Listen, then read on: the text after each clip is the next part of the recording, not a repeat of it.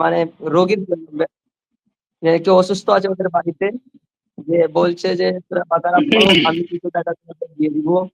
আর আমি যদি পড়ি তাহলে কি তারা শিফা পাবে আর নেকি পাবে? আর এটা পড়া কতটুকু কোরআন হাদিসের যুক্তি অনুসারে?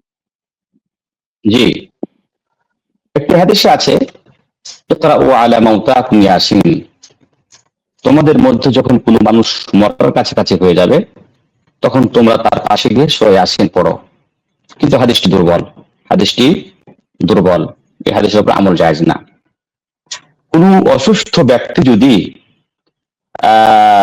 অসুস্থ হয়ে থাকে আর আপনি যদি কোরআন তেলাওয়াত করে তাকে যদি ফু দেন এই নিয়তে যে হতে পারে আল্লাহ রাব্বুল আলামিন এই কোরআনের ফজিলতের মাধ্যমে তাকে আরোগ্যতা দান করবে, তাহলে এটা জায়েজ, এটা জায়েজ।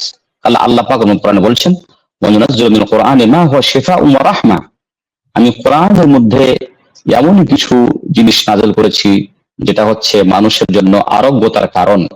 সুতরাং কোন অসুস্থ ব্যক্তিকে সুস্থতা তার সুস্থতা লাভের জন্য যদি কেউ কোরআন তেলাওয়াত করে তাকে যদি ফু দেয় তাহলে এটা শরীয়ত সম্মত, শরীয়ত অসম্মত নয়। তবে আমাদের সমাজে আমরা দেখতে পাই যখন কেউ মৃত্যুর কাছাকাছি পৌঁছে যায় তখন একজন, দুইজন, তিনজন, চারজনকে ডেকে তারা কোরআন খানি করায়, কোরআন পড়ায় এবং তারা বলে যে এইভাবে কোরআন তেলাওয়াত করলে পারে সে আরোগ্যতা পাবে বা সে শেফা পাবে। এটা ঠিক না, এটা ঠিক না। আমি যেটা প্রথমে যেটা জায়েজের পদ্ধতি বললাম সেটাকে বলা হয় রুকিয়া। রুকিয়া কি? রুকিয়া, রুকিয়া জায়েজ। কোন ব্যক্তির কাছে কি কোরআন তেলাওয়াত করলে পারে আর ওখান থেকে উঠে গেলে পারে, এটা ঠিক না, এটাও ঠিক না।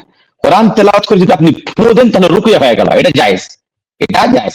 আর আপনি কোন মৃত্যু ব্যক্তির কাছে বা কোন অসুস্থ ব্যক্তির কাছে কোরআন তেলাওয়াত করলেন এবং সেখান থেকে আপনি উঠে চলে এলেন এবং মনে করলেন যে ওর পাশে কোরআন তেলাওয়াত করলে সে আরোগ্যতা পাবে, এটা শরীয়ত সম্মত না, এটা শরীয়ত সম্মত না।